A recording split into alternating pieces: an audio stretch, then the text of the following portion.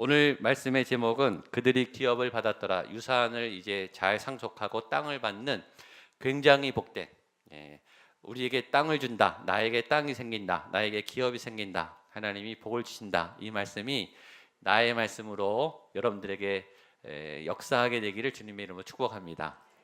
그런 의미에서 제목을 한번 따라 하시죠. 그들이 기업을 받았더라. 그들이 기업을 받았더라. 그들 대신 나를 넣으면 됩니다. 한 번 더 따라하세요. 내가 기업을 받았더라. 아멘. 내가 기업을 받았더라. 아멘. 나만 받으면 미안하니까 옆에 분에게도 당신도 기업을 받습니다. 아멘.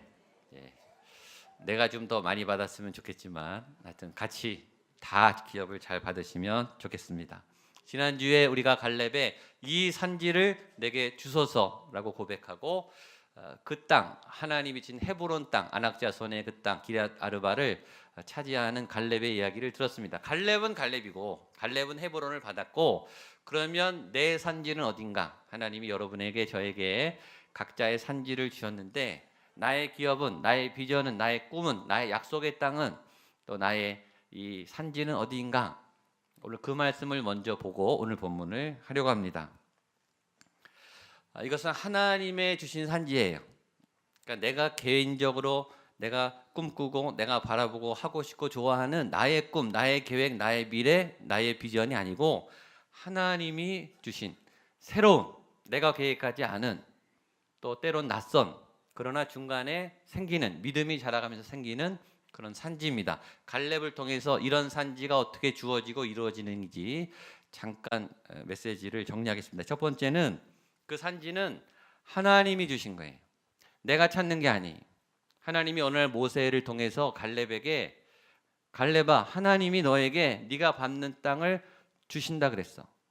그러니까 이제부터 그 땅은 너의 땅이 될 거야 라고 갈렙은 기도도 하지 않았는데, 오늘 하나님이 모세, 주의 종을 통해서 그날 선포한 거예요. 갑자기 내가 저 생각하지 않은 어떤 새로운, 내가 기도하지 않았던, 내가 요구하지도 않았던 전혀 새로운 그런 산지를 받는 거예요. 그것이 하나님의 비전이에요. 두 번째, 그 산지는 그냥 교회 다니고 신앙생활하면 그저 주는 게 아니고 갈렙이 믿음으로 순종하고 반응할 때 주어진 거예요. 12정탐꾼이 갔어요. 그리고 10명은 그 땅은 부정적입니다, 못 들어갑니다 라고 하나님의 계획과 약속에 부정적인 반응을 했어요. 믿음에 불순종했는데 갈렙은 아닙니다, 갈 수 있습니다, 내가 가겠습니다, 그들은 우리의 밥입니다 라고 하나님의 계획, 하나님의 약속, 하나님의 어떤 일에 내가 순종으로 믿음으로 반응했던 그 사건 위에 산지가 주어진 거예요. 그러니까 교회 다니고 그냥 신앙생활할 때 그냥 주어지는 게 아니라 교회에서 어떤 영적 경험을 여러분이 체험하고 거기에 내가 감동이 와서 믿음으로 순종하는, 믿음으로 반응하는 어떤 믿음의 사건이 벌어질 때 그 비전이 오는 거예요. 세 번째, 이 비전은 공개적으로 왔어요. 모세가 여호수아와 다른 족장들 앞에서 공개적으로 그 비전을 선포한 거예요. 어떤 분들은 하나님의 비밀을 자기만 갖고 있어요. 개인적으로 이건 하나님이 주신 꿈인데 절대 공개를 안 해요. 근데 그건 비전이 아니에요. 하나님의 비전은 오픈되어 있어요. 다른 사람도 알아요. 아직 이루어지지 않았지만 저 사람에 대한 꿈을 하나님이 주셨다는 것을 나도 알고 다른 사람도 안다고요. 그건 공개적이에요. 왜 우리가 비밀로 하는지 아세요? 말 안 하냐면 안 될까 봐요. 안 되면 망신당하면 어떡하나. 안 될 수도 있으니까. 자신이 없는 거예요. 근데 그건 비전이 아니에요. 굉장히 어렵고 불가능한데 하나님이 공개적으로 그걸 터뜨리세요. 다 알리세요. 알게 하세요. 다윗이 왕으로 기름 부음 받을 때 이세 집 베들레헴에 갔을 때 그 이세 가족들 앞에서 공개적으로, 사무엘이 베들레헴에 온 건요 이스라엘이 다 알았어요. 그때 사무엘이 제일 유명한 사람이었으니까. 그래서 다윗에게 기름 부은 게 전국에 소문이 다 났어요. 다 아는 거예요. 바울이 로마에 대한 비전을 갖고 있는 것을 다 알았어요. 다 말렸어요. 가지 말라고. 근데 바울은 로마에 갔죠. 하나님의 비전은 공개적인 거예요. 공적인 거예요. 그래야 확실히 하나님이 하신 줄 알죠. 그리고 네 번째, 하나님의 비전은 갈렙으로서는 불가능한 거예요. 갈렙은 아낙 자손을 이길 힘이 없어요. 이길 능력이 없어요. 꿈도 못 꾸는 도저히 말도 안 되는, 하나님 나에게 이걸 하라고요? 내가 이런 걸 할 수 있다고요? 말도 안 돼요.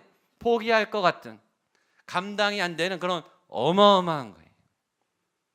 내가 할 수 있는 거가 아니에요. 내가 노력해서 되는 게 아니고 내가 아무리 발버둥을 치고 노력을 해도 이룰 수 없는 불가능한 게 하나님의 산지예요. 그래서 하나님을 믿고 하나님을 의지해서 내가 전심전력을 다해서 하나님과 함께 차지할 수 있는 그것이 산지입니다. 여기는 모르는 여러분들이 여러분들의 비전, 하나님이 주신 비전, 하나님의 땅, 하나님의 계획을 찾고 알고 이루게 되기를 축복합니다. 이 산지를 내게 주셔서, 지난주에 말씀드렸지만 하나님이 그냥 주시면 얼마나 좋겠어요. 저도 그랬으면 좋겠어요. 여러분들이 그 기도가 고생하지 않고 그만 좀 하나님이 괴롭게 하시고 빨리 주셨으면 좋겠어요. 근데 하나님이 그렇게 하지 않으시죠. 가나안 땅에 갈대우르를 떠나서 아브라함이 갔으면 그냥 땅이 주어져서 너 가져라 이렇게 주어지면 얼마나 좋겠어요. 가나안 땅에 아무도 살지 않고 젖과 꿀이 흐르는 땅을 그냥 비어 있어서 그냥 가서 등기하고 그냥 내 땅으로 이 자리에 살면 얼마나 좋겠냐고요. 근데 하나님이 결코 그렇게 안 해요. 아주 죽을 고생을 하도록 반쯤 죽여놓으시고 정말 포기해서 바닥까지 하도록, 아까 우리 자매님 간증처럼 그렇게 힘겹게 얻게 하신단 말이에요. 도대체 하나님 왜 이렇게 고약하신가? 왜 이렇게 내 마음대로 안 움직이시는가? 성격이 이상하신가? 내가 힘든 것을 즐거워하시는가? 내가 우는, 내 몸이 미치도록 힘들고 고통스러운 걸 즐기시는 그런 잔인한 하나님이신가? 하나님 아니면 힘이 없으신가? 능력이 없으신가? 아니죠. 아닌 걸 알기 때문에 우리는 더 혼돈스러워요. 그리고 더 시험에 빠지죠. 왜 하나님이? 그러나 우리가 절대 잊어버리지 말아야 될 사실은 하나님은 선하신다는 거예요. 아멘. 그건 무조건 믿으세요. 하나님은 절대 선하세요. 악한 게 하나도 없어요. 그걸 무조건 믿으셔야 돼요. 하나님은 선하시다. 따라서요. 하나님은 선하십니다. 나의 하나님은 선하신 하나님입니다. 아멘. 그걸 믿으면 그 다음엔 그 이유를 해석해야 되는 거죠. 왜 선하신 하나님이 나를 이렇게 괴롭히고 당신의 사랑한 자녀의 고통을 이렇게 놔두시는가? 그 뜻이 뭔가? 하나님은 우리만 그런 게 아니라 구약의 신약의 많은 믿음의 리더들도 그렇게 생고생을 시켰어요. 다윗이 기름 부음을 받고 왕이 되면 얼마나 좋겠어요. 그러나 그때부터 사울에게 쫓겨다녀요. 개인에게 쫓겨다니는 게 아니라 공권력이, 나라 전체가 특수부대로 다윗을 10여 년간 괴롭혀요. 아무 잘못도 안 했어요. 요셉이 아무 잘못도 안 했는데 자꾸 삶이 엉키고 형제들이 죽이려고 하고 노예가 되고 감옥이 되고 자꾸 꼬여요. 잘못한 게 없는데. 바울이 전도를 하겠다는데, 교회를 세우겠다는데, 하나님의 뜻을 따라 예수님의 명령을 따라 목숨을 걸고 교회를 세워나가는 1차 전도여행, 2차 전도여행, 3차 전도여행, 로마까지 들어가는데 무수히 감옥에 갇히고 무수히 매를 맞고 무수히 반대에 처하고 무수히 테러를 당해요. 하나님 막아주시면 안 되나요? 안 잡히게 해주시면 되잖아요. 하나님이 잡히게 하고 매를 맞게 하고 감옥에 갇히게 한단 말이죠. 도대체 왜 하나님은? 많은 해석을 할 수 있지만 두 가지만 오늘은 하겠습니다. 첫 번째는 하나님이 그런 과정을 통해 우리를 자라게 하시죠. 성숙하게 하시죠. 하나님은 하세요. 하나님은 원래 완벽하세요. 근데 우리는 자라야 되죠. 신앙은 내가 교회 등록하고 예수님을 믿고 예배하는 순간부터 짠 하고 성령 충만하게 슈퍼맨이 돼서 기도마다 다 이루어지고 하는 것보다 다 잘 풀리고 믿음으로 도전하고 불가능이 가능하게 되는 그런 깜짝쇼가 아니에요. 우리의 믿음은 살아있는 어떤 성장 과정과 같아요. 엄마가 임신을 하면 10달 동안은 무조건 기다려야 돼요. 빨리 나오면 안 돼요. 빨리 나오면 건강하지 않아요. 기간을 맞춰 놔야 건강한 자녀가 나와요. 아이가 태어나서 1년이 있어야 걸을 수 있어요. 빨리 키우고 싶죠. 애가 뻥튀기 돼서 빨리 자랐으면 좋겠어요. 근데 그렇게 자라면 아이가 부실해지죠. 아주 지루할 만큼 인내심을 가지고 조금씩 자라게 하시죠. 경험이 쌓이고 지혜가 쌓이고 경륜이 쌓이고 근육이 쌓여야 건강해지죠. 삶이란 성숙을 요구하는 길고 꾸준한 과정이죠. 그래야 인생의 깊이를 알고 세상의 이치를 깨달고 깊어집니다. 맛에도 깊이가 있어요. 어떤 맛은 맛있는데 가벼운 맛이 있어요. 근데 어떤 맛은 그렇게 맛있진 않은데 깊은 맛이 있어요. 지금도 기억나요. 깊은 맛. 그 맛이 계속 음미가 돼요. 생각이 나요. 떠올라요. 깊은 맛. 말해도 그래도 다 말을 한다고 말이 아니라 어떤 사람의 말은 오래 남아요. 깊이가 있어요. 여운이 있어요. 근데 그 사람의 인생이 깊이가 있기 때문에 우리가 말씀을 깊이 있게 보는 이유는 말씀하시는 분의 깊이가 한이 없으니까 어떤 말씀은 일주일 내내 쟁쟁 울리고 어떤 말씀은 10년 동안 쟁쟁 울리고 어떤 말씀은 평생 내 안에 살아서 쟁쟁쟁 울리는 이유는 말씀이신 그 하나님이 한없이 넓고 깊으신 분이니까 그분의 입에서 나온 말씀은 우리에게 깊이를 줘요. 영향력을 주죠. 가볍지 않아요. 사람도 깊이가 있는 성숙함이 묻어나는 사람 옆에 가면 그거 알아요. 그 맛이 나요. 가볍지 않고 촐싹거리지 않고 왔다 갔다 하지 않고 호들갑 떨지 않고 방정 떨지 않고 믿음이 엎치락뒤치락 믿음이 좋았다가 다 믿어졌다가 아무것도 안 믿었다가 성령 충만해서 부르짖고 철야기도 했다가 시험에 들어서 안 나왔다가 이런 촐싹거리는 믿음이 아니고 꾸준한 나이는 어린데 이 교회 다닌 지 얼마 안 됐는데 뭔가 굉장히 깊이가 느껴지는 그런 사람이 있다니까요. 근데 보면은 그분이 굉장히 많은 고난을 겪었어요. 나이에 맞지 않게. 그리고 그것을 잘 이겨내고 있어요. 그런 분들의 말은 그런 분들의 삶은 달라요. 그런 과정을 통해서 우리가 견고해지고 깊어지죠. 또 하나 하나님이 우리에게 이런 과정을 주시는 또 하나의 이유는 이 산지를 그냥 두지 않고 싸워서 얻어서 고생하게 하신 이유는 믿음을 확인하기 위해서예요. 믿음을. 우리는 교회에 있을 때는요 믿음이 다 좋아 보여요. 그리고 좋을 때예요. 좋으니까 여기 오셨죠. 그나마 여러분의 믿음이 제일 좋으니까 여기 오신 거예요. 안 좋았으면 여기 안 오셨죠. 그렇죠? 믿음이 좋은 분들이 오는 거예요. 그리고 여기는 당연히 믿음을 공급받고 믿음에 표출하는 자리니까 이 자리는 다 신앙이 있고 믿음이 세워지는 자리예요.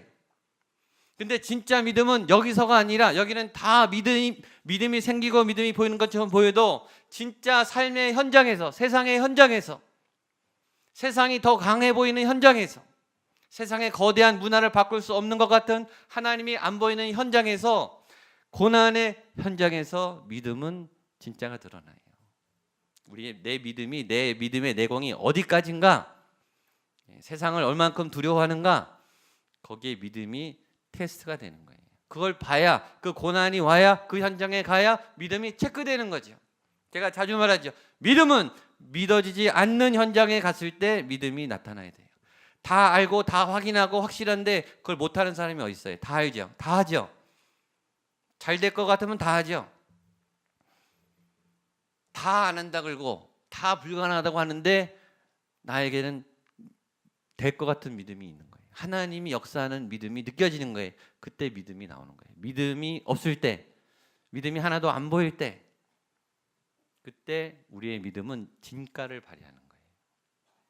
그때 우리의 믿음이 자라고 그때 우리의 믿음이 있는 것을 하나님이 확인하는 거예요. 너가 진짜 믿음이 있구나. 종교 의식과 예식 속에서는 다 종교적이 돼요. 그러나 종교성이 없는 종교 현장이 느껴지지 않는 맨 땅에서 광야에서 세상의 한복판에서 하나님의 살아계심을 느끼는 것, 그분을 신뢰하는 것, 그분을 향한 선택과 결단을 하는 것, 그게 진짜 믿음이죠. 그때 산지가 주어지는 거예요. 여기 있는 모든 분들이 그 산지를 향해 가는 여정을 모두 다 훌륭히 완수하시기를 축복합니다. 오늘은 그 다음에 땅을 주는 이야기입니다. 자, 유다 지파에게 땅을 주셨습니다. 1절 말씀 보겠습니다. 시작. 또 유다 자손의 지파가 그들의 가족대로 제비 뽑은 땅의 남쪽으로는 에돔 경계에 이르고 또 남쪽 끝은 신광야까지니라. 오늘부터 12지파의 땅 분배가 나오는데 유다가 먼저 받고요. 많은 땅을 받습니다. 많은 유산을 받게 되기를 축복합니다. 좋은 유산을 받는 건 은혜죠. 복이죠. 보통 유산하면 우리는 돈, 그다음에 건물, 그리고 땅 이렇게 생각해요. 그런 걸 많이 받으실 수 있으면 좋겠죠. 그런 좋은 환경 부모님들 만나시면 좋겠죠. 그러나 우리의 유산은 그것뿐이 아니라 더 무형의 더 값비싼 많은 유산들이 이미 우리에게 주어졌어요. 그 유산들을 헤아려 보세요. 우리는 한국인이에요. 한국인의 유산이 있어요. 한국 사람, 대한민국 사람이 받은 유산이 있어요. 얼마 안 있으면 우리는 월드컵을 해요. 러시아에서 32강, 세계 32강이 다 싸워요. 여러분 어느 나라 편을 하시죠? 예, 우리나라 편을 하죠. 누가 가르쳐줬나요? 누가 협박했나요? 우리는 자연스럽게 그냥 우리 편을 해요. 한국인이기 때문에 이건 한국인의 유산이죠. 한국인의 긍지예요.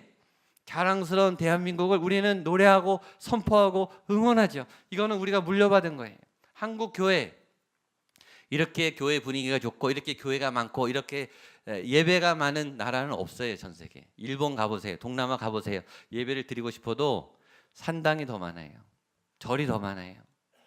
교회를 눈뜨고 찾아볼 수가 없어요. 교회를 가도 이렇게 분위기 좋은 이 하나님의 영이 충만한 그런 예배는 찾아보기가 어려워요. 이게 쉽게 된 게 아니에요. 대동강변에서 목이 잘리고 피를 흘리고 쪽복음을 들고 감시를 넘어서 이곳에 복음을 심어준 순교자들 때문이에요. 70년대 80년대 이 땅에 부흥을 일으킨 피를 토하고 철야 기도를 한 우리 부모님들, 눈물로 교회를 세운 우리 선배 신앙인들의 피값이에요. 절대 이런 예배를 드리는 것은 당연한 게 아니에요. 목양교회 분명히 이곳에 이 건물을 지을 때 헌신하신 분 계시죠. 그러나 많은 분들은 건물 지어진 다음에 왔어요. 건물 교회 건축하기가 얼마나 힘든지 아세요? 성도들이 몸살을 알아요. 몇 년 동안. 목회자들이 병이 나요. 정말 감사해요. 건축 안 하는 교회 저를 뽑아주셔서 얼마나 힘든데요. 그걸 우리 선배들이 정말 눈물로 이 건물이 쉽게 지었겠습니까? 받은 거예요. 우리 선배 목사님이 정말로 인생을 바쳐서 세운 이 교회를 우리가 물려받은 거예요. 이런 어마어마한 유업이 있어요. 근데 유산은 우리가 유산으로 받을 때 그게 스타트 포인트가 되죠. 시작이 자원이 돼. 좋은 자원을 받는 거는 유리한 거죠. 좋은 부모님에게 좋은 유전자를 가지고 좋은 능력을 가지고 좋은 재산을 받는 것은 중요해요. 잘 시작할 수 있는 기회예요. 그건 좋은 거죠. 그러나 잘못하면 그 기회가 그 좋은 자원이 된다는 말은 모든 게 가능하다는 말은 아니에요. 유리할 수 있다는 말이죠.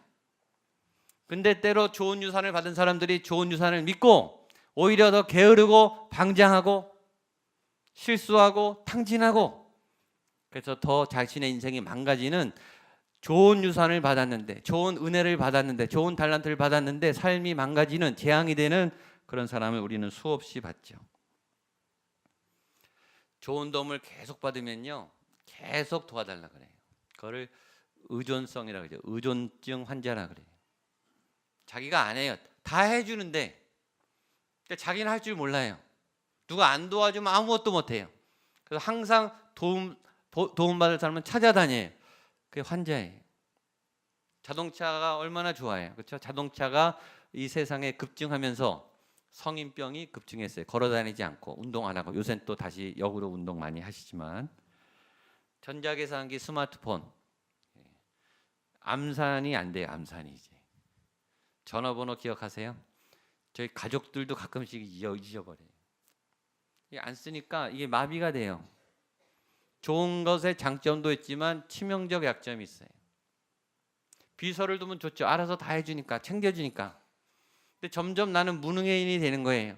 관공서 가서 서류도 못 띄고 은행 업무도 못 보고 옆집에 뭐 어떻게 하는지도 하나도 몰라요. 바보가 되는 거예요. 유산은 자원일 뿐이에요. 잘못 사용하면 재앙이 돼요. 한국교회 피땀 흘려 세운 이 교회가 지금 우리 후손들에게 재앙이 되지 않습니까?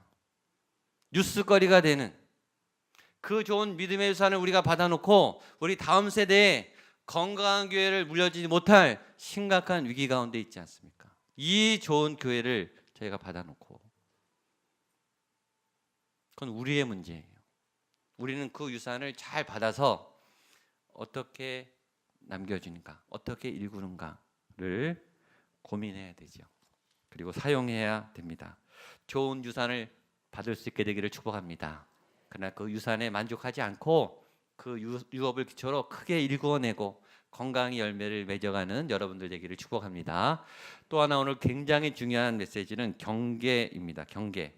오늘 15장, 16장 다 안 읽었는데 제일 많이 나오는 단어가 경계라는 단어입니다. 우리 15장 2절로 4절 같이 한번 읽겠습니다. 15장 2절부터 4절 시작. 또 그들의 남쪽 경계는 염의 끝 곧 남향한 해만에서부터 아그라빔 비탈 남쪽으로 지나 신에 이르고 가데스 바네아 남쪽으로 올라가서 헤스론을 지나며 아달로 올라가서 돌이켜 갈가에 이르고 거기서 아스몬에 이르러 애굽 시내로 나아가 바다에 이르러 경계의 끝이 되나니 이것이 너희 남쪽 경계가 되리라. 아멘. 경계 계속 경계가 나와요. 이거 유산과 함께 나오는 단어는 경계. 너에게 유산을 주는데 경계를 지켜라. 경계가 있다. 경계란 한계를 말해요. 끝을 말해요. 유산을 무작정 주지 않고 한계가 있다. 땅을 무작정 주지 않고 한계가 있다. 그 한계를 넘으면 안 된다. 침범하면 안 된다. 경계선 인격장애라는 게 있어요. 정신과에. 경계선 인격장애란 이런 거예요. 어떤 분이요 정상인데 정상이 근데 어느 날 이분이 경계를 넘어서 비정상이 돼요. 그래서 이날은 이분이 말이 좀 이상하고 판단이 이상하고 비정상이. 근데 그 비정상인 줄 알았는데 어느 날 보면 또 정상으로 와 있어요. 그 경계선 인격 장애. 장애예요. 환자예요. 환자. 치료를 받으셔야 돼요. 정상은 경계를 넘어가면 안 되죠. 비정상이 되면 안 돼요. 경계를 넘으면 비극이 생겨요. 경계를 넘으면 안 됩니다. 경계를 주신 이유는 우리의 삶에 한계가 있기 때문입니다. 하나님이 아담과 하와에게 생육하고 번성하고 충만하고 정복하고 다스리라. 너희 마음껏 다 해라. 그러나 선악과는 못 들어간다. 한계를 정했어요. 왜? 우리가 하나님이 아니기 때문이에요. 우리가 다 하고 싶지만 다 할 수 없어요. 다 가지고 싶지만 다 가져선 안 돼요. 그렇게 사랑하는 모세, 다윗, 바울, 베드로 죽었어요. 아무리 믿음이 좋아도 죽어요. 아무리 하나님이 사랑해도 죽는다고요. 우리는 하나님이 아니에요. 우리에게 경계를 주신 또 하나의 이유는 나만 사는 게 아니기 때문이에요. 그 땅에 당신만 사는 게 아니에요. 그 집에 여러분만 사는 게 아니에요. 다른 가족이 살아요. 그 아파트에 여러분의 가족만 사는 게 아니고 다른 집도 살아요. 이 교회에 여러분만 다니는 게 아니라 다른 분도 다니는 거예요. 우리 교회만 있는 게 아니에요. 다른 교회도 있어요. 넘어서면 안 돼요. 같이 살아야 되죠. 같이 연합하도록. 같이 살 때 경계를 잘 지켜야 경계는 지키되 교류를 잘 해야 되죠.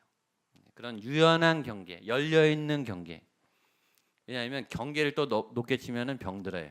이상하게 사람들이요 재산이 늘면요 집이 커지고 집이 커지면 담이 높아져요. 집이 고층으로 올라가요. 높은 곳에 집을 져요. 그리고 펜트하우스 아무도 못 가요. 그 가족들하고 지인들만 가죠. 지위가 높아지고 권력이 많으면 비밀이 많아져요. 학문이 뛰어나면 교만해져요. 이 공부 안 하는 분들 굉장히 무시해요. 자꾸 벽을 치죠. 여러분 외롭습니다. 정말 도움이 필요할 때 누구도 도움을 받아야 될 상황이 와요. 누구도 외로운 상황이 와요. 하나님이 우리에게 이웃을 주시는 이유는 함께 살도록 경계는 있지만 경계를 넘어서 돕도록 같이 공존하도록. 완벽한 부부가 없죠. 완벽한 자녀가 없죠. 완벽한 가정이 없죠. 완벽한 개인이 없는 이유는 우리에게 허물을 통해 서로 도우라고 함께하라고 그렇게 주신 거예요. 그래서 좀 허물이 있는 게 감사한 거예요. 좀 구멍이 있고 실수가 있어야 이렇게 도와주죠. 또 나도 도움을 받죠. 손을 내밀죠. 그때 교류가 생기고 사랑이 생기고 기도를 하게 되고 하나가 되죠. 유산과 경계. 우리 마지막 오늘 요셉이 받은 기업에 대해서 보겠습니다. 16장 1절로 4절입니다. 시작. 요셉 자손이 제비 본 것은 여리고 셈 동쪽 광야로 들어가 여리고로부터 베델 산지로 올라가고 베델에서부터 루스로 나아가 아렉 족속의 경계를 지나 아다롯에 이르고 서쪽으로 내려가서 야블레 족속의 경계와 아렛 벳호른과 게세레까지 이르고 그 끝은 바다라. 요셉의 자손 므낫세와 에브라임이 그들의 기업을 받았더라. 유다 자손을 주고 그 다음에는 요셉 자손에게 땅을 주는데 4절 보세요. 요셉의 자손 므낫세와 에브라임이 그들의 기업을 받았더라. 다른 12 이 야곱의 형제들은 한 지파에 한 땅씩 받았어요. 큰 몫을. 근데 요셉 지파만 2 몫을 받았어요. 왜냐하면 요셉이 장자 지파의 역할을 했기 때문에. 장자 지파는 유다의 자손이지만 이스라엘 민족을 형성하는데 요셉이 민족을 태동을 이루는 큰 형의 역할을 했기 때문에 요셉에게는 한 몫을 주지 않고 2 몫을 줬어요. 에브라임과 므낫세. 그래서 요셉 대신에 에브라임과 므낫세라는 이름이 나오는 거죠. 장자에게 이스라엘은 2배를 주는 전통이 있어요. 장자가 뛰어나기 때문에 잘났기 때문에 더 사랑하기 때문에가 아니고 장자는 일을 많이 해야 하기 때문에 일이 많이 하라고 많이 주는 거예요. 2010년에 미국에서 40대 기업 리더들이 모여서 회의를 했어요. 그리고 사회에다가 성명을 발표했어요. 우리가 받은 이 재산을 사회에 환원한다. 2010년에 그 액수가 175조예요. 어마어마하죠. 그래서 사회에 환원했어요. 이건 우리 기업의 돈이 아니고 이 나라의 돈이니까 연약한 분들 위해서 사용해 주십시오. 부자는 은사죠. 같이 해도 돈을 잘 버는 분이 있어요. 같이 공부해도 공부 성적이 좋은 분이 있어요. 왜 하나님이 그런 능력을 주셨을까요? 물론 본인도 노력했지만 연약한 자들을 섬기라고. 하나님이 몫을 2배로 준 거예요. 여러분에게 몫을 많이 주고 재정을 많이 주고 건강을 많이 주고 능력을 많이 준 이유는 연약한 분을 잘 섬기게 되기를 축복합니다. 그 땅은 다 독특한, 아까 지도를 한번 보여주시겠습니까? 12지파의 지도. 자, 저 땅이 다 다른 땅이고 다 다른 지파가 살고 다 다른 사람들이 살죠. 땅마다 다 특별해요. 왜냐하면 그 땅에 자기들이 사니까. 우리에게 구리가 특별한 이유는 우리가 살기 때문이죠. 우리 아파트가 특별한 이유는 나의 삶이 거기에 있기 때문이죠.